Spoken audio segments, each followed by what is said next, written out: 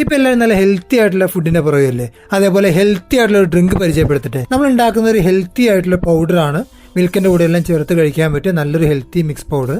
അതിന് വേണ്ടിയിട്ട് നമുക്ക് വേണ്ട സാധനങ്ങളെല്ലാം തന്നെ നന്നായിട്ടൊന്ന് വറുത്തെടുക്കണം. ആദ്യം തന്നെ ചൂടായ പാൻ അടുപ്പത്ത് വെച്ച് അതിലേക്ക് റാഗി ഇട്ട് നന്നായിട്ടൊന്ന് വറുത്ത് കൊടുക്കുക. അതിനുശേഷം ഓട്സും വറുത്തെടുക്കുക. റാഗിയും ഓട്സും അതിന്റെ തണുപ്പൊക്കെ ഒന്ന് മാറി ഒന്ന് ചൂടാവുന്നവരെ റോസ്റ്റ് ചെയ്താൽ മതി. പിന്നെ വേണ്ടത് ബദാമാണ്. ഇതിലേക്ക് ഇനി ചേർക്കുന്ന സീഡ്സും അതുപോലെ നട്ട്സും എല്ലാം അത് നന്നായി റോസ്റ്റായി ഒന്ന് ക്രിസ്പി ആവുന്നവരെ വറുത്തെടുക്കണം. കരിഞ്ഞു പോകരുത്. ലോ ഫ്ലെയിമിൽ വെച്ച് വറുത്തെടുക്കുക.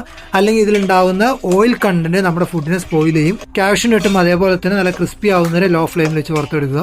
ഇതേപോലെ തന്നെ വാൾനട്ട്, പിസ്ത, വാട്ടർമെലോൺ സീഡ്, ഫ്ലാക്സ് സീഡ്, ചെറുതായി കട്ട് ചെയ്ത കാരക്ക അല്ലെങ്കിൽ ഡ്രൈ ഡേറ്റ്സ്, ഏലക്ക, ഇത്രയും സാധനം ഇതേപോലെ വറുത്തെടുത്ത് ഇനി ഓരോന്നും സെപ്പറേറ്റ് ആയിട്ട് പൊടിച്ച് ചേർക്കുക. ഏതെങ്കിലും നട്ട്സിലോ അതുപോലെ തന്നെ സീഡ്സിലോ ഓയിൽ കണ്ടന്റ് കൂടുതലുണ്ടെങ്കിൽ പ്രശ്നമാക്കണ്ട. പതിയെ ഈ ബാക്കിയുള്ള പൊടികളായിട്ട് മിക്സ് ചെയ്ത് ഇതേപോലെ നന്നായിട്ട് ഇളക്കി കട്ടിയൊന്നും ഇല്ലാതെ നന്നായിട്ട് യോജിപ്പിച്ച് ഒരു എയർ ടൈറ്റ് ആയിട്ടുള്ള കുപ്പിയിലിട്ട് ഫ്രിഡ്ജിൽ വെച്ച് 2 മാസത്തോളം നിൽക്കും. ഇത് കുടിക്കാനായിട്ട് ഒരു ടേബിൾ സ്പൂൺ ഒരു ഗ്ലാസ്സിലേക്ക് ഒഴിച്ച് അതിലേക്ക് തിളപ്പിച്ച പാലൊഴിച്ച് നന്നായി മിക്സ് ചെയ്ത് കുടിക്കുക.